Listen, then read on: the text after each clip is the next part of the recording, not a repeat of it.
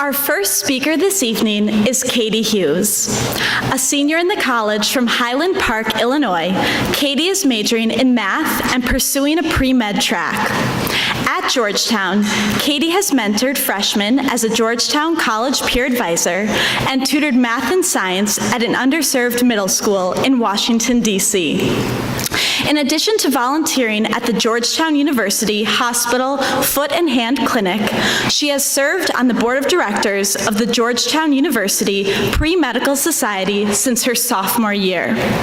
In the fall of her junior year, Katie also had the opportunity to study abroad in Copenhagen, Denmark, enrolled in a biotechnology and drug development program.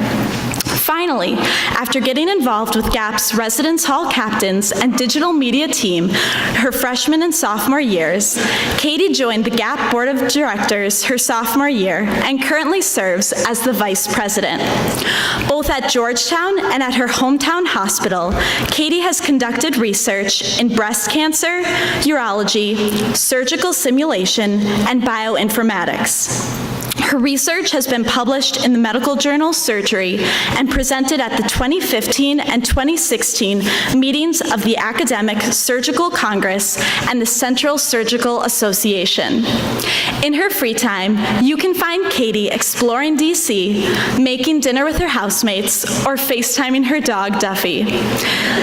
This fall, Katie will be attending medical school at the University of Illinois in Chicago. Please welcome one of my best friends, Katie.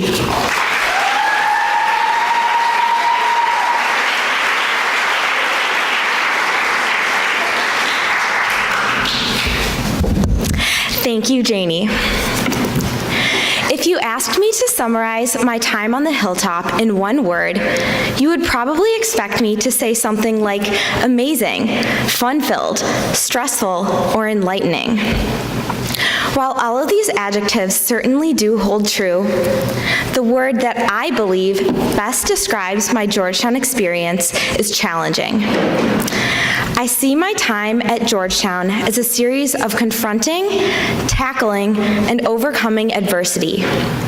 First with friends, then with extracurriculars, and finally with academics. I am an extrovert, and I don't handle stress well if I'm not surrounded by a strong support network. So, with mixed feelings of excitement, homesickness, angst, and confusion as an incoming freshman, I decided that the first problem I would tackle would be finding a group of friends.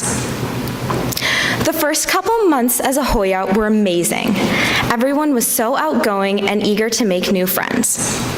In my classes and around campus, I met so many fun and friendly faces. By the end of the semester, however, I began to worry. I had lots of friends, but no single group of friends. I had no solid base of people to turn to in times of trouble. Despite being surrounded by 1,200 other freshman Hoyas, I felt incredibly lonely. After lots of reflection, I came to two realizations. First, instead of waiting idly for invitations from others, I needed to take the initiative to make plans. Second, I didn't need to have just one group of friends. With this new mindset, I put myself out there and began reaching out to lots of other freshmen, trying to figure out where I would best fit in. After taking risks and going out of my comfort zone, I ended my freshman year not only with my 6 really close friends, my current house, but a whole network of encouraging, fun-loving peers. Making an effort to reach out to others while keeping an open mind, I had found the support system that would carry me through the next 3 years on the hilltop. Having secured my close group of friends, I next turned to my extracurricular involvements. Like many of you, I was very involved in high school, and I loved being recognized as a leader at school. At Georgetown, I made sure to apply to the best clubs on campus, including the credit union and the Corp, with the belief that these organizations would ensure an ideal college experience. Like most freshmen, however, I was very discouraged when I wasn't accepted to either of these organizations. After worrying about my future success on the hilltop, I came to another important realization. I'm not interested in banking or business. So why should I feel that these organizations are the only ones for me on campus? I perused Georgetown's seemingly endless list of acronyms for all the different student organizations on campus and joined clubs that genuinely interested me, many of which required no application at all. Narrowing my commitments to the organizations that best suit my academic, personal, and professional ambitions, I quickly got involved with activities such as GAP, the Georgetown Admissions Ambassador Program, GUCT, Georgetown University Club Tennis, Gumshoe, Georgetown University Math and Science Hands-On Enrichment, and the Pre-Medical Society. Pre-meds don't like to get creative with acronyms. My sophomore and junior years, I also had the opportunity to shadow surgeries at the Georgetown University Hospital Foot and Hand Clinic and conduct bioinformatics research with Professor Ann Rosenwald of the Biology Department. I never would have been able to do so had I given up on my extracurricular involvements. These activities not only strengthened my resume, but also allowed me to explore different career paths and meet diverse groups of like-minded Hoyas.